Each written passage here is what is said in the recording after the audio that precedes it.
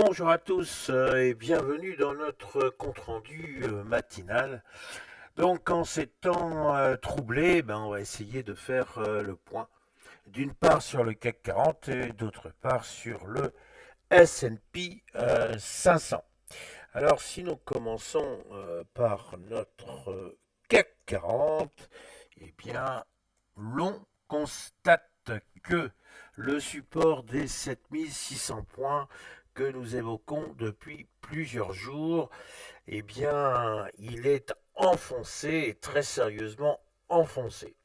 Si nous étions totalement cohérents, nous aurions d'ailleurs transformé ce support des 7600 points en une résistance. En fait, non. Pourquoi non?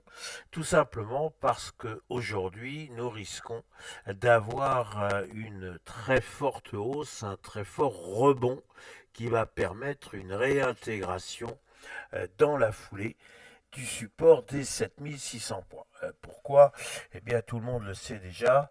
Il y aurait un cessez-le-feu entre Israël et l'Iran. Quant aux États-Unis, si l'on écoute bien Monsieur Trump, ce dernier est venu préciser que le job, entre guillemets, des États-Unis était terminé.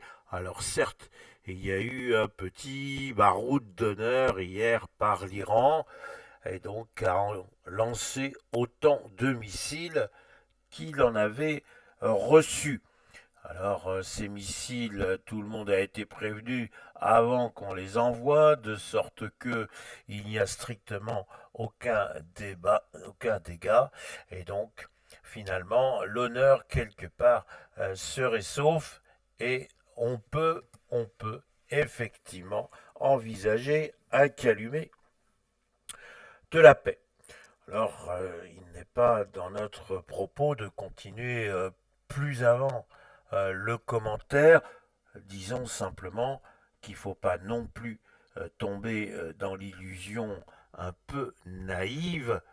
Le régime des Mollahs est toujours en place.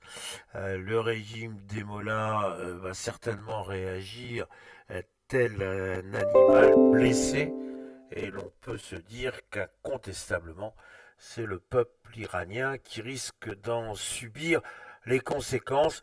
Est-ce que tout ceci est une bonne chose? Est-ce que véritablement l'Iran ne pourra plus développer l'arme nucléaire? Bref, il y a un registre de questions qui pour l'instant sont sans réponse, mais ne boudons pas notre plaisir.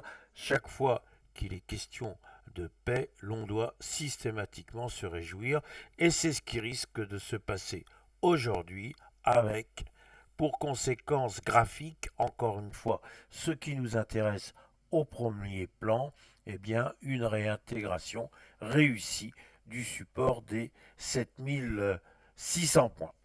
En gros, la séance d'hier avec la baisse de moins 0,79 peut être considérée comme une simple mauvaise passe.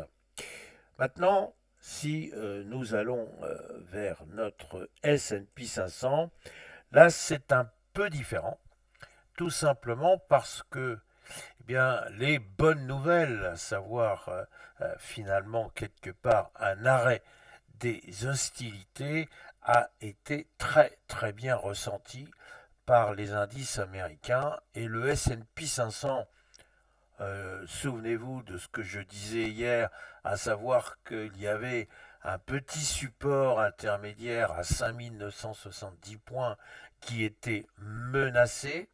Bien forcément, avec l'annonce qu'il y a un arrêt, au moins momentané, vous voyez que je suis prudent, des hostilités, eh bien ça a fait repartir effectivement le camp acheteur. Et puis, il y a eu dans la soirée une annonce importante, à savoir une chute drastique des cours du pétrole. Alors bon, il y avait une forte volatilité, on l'a vu, on était en hausse de 6%, en baisse de 8%, bref, notre baril de pétrole, il est plutôt dans la zone des 70 dollars que des 80 dollars, et ça plaît. Et pourquoi on rechute de telle manière? Eh bien, tout simplement parce que, a priori, je dis bien a priori, le détroit de Dormouz va bel et bien rester ouvert. Les tankers peuvent circuler sans problème, et ça, effectivement, ça plaît. Donc, notre S&P 500, il a fait déjà hier soir le plein de bonnes nouvelles et il s'est offert une hausse de 0,96%. Il s'installe clairement au-dessus des 6000 points. Alors, est-ce que maintenant, ça y est, on est reparti très tranquillement pour rejoindre les 6150 points? C'est ce à quoi l'on peut penser, ce à quoi l'on peut rêver. Le petit bémol, mais je suis presque désolé de parler comme ça, le petit bémol, c'est qu'effectivement, il faut maintenant prendre du recul par rapport à ces échanges guerriers avec l'Iran. Il faut prendre du recul sur effectivement les conséquences de cet arrêt des hostilités. Est-ce que véritablement le travail est terminé? Voilà bien la question, mais peut-être que nous nous la posons beaucoup trop tôt. Donc ne boudons pas notre plaisir.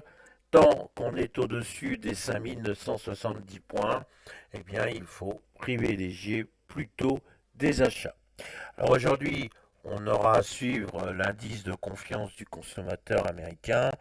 C'est pas forcément ça ce qui devrait beaucoup faire bouger les marchés. En revanche, on a une intervention du président de la Fed, M. Powell, devant le Parlement américain. Et ça, c'est à suivre de très près parce qu'effectivement, le bras de fer entre M. Powell et M. Trump, il est toujours présent. Et maintenant qu'on peut oublier un petit peu ce qui s'est passé en Iran, on va peut-être revenir à des préoccupations beaucoup plus basiques, à savoir notamment cette fameuse hausse des taux, ou plus exactement cette fameuse baisse des taux. Qu'en est-il réellement?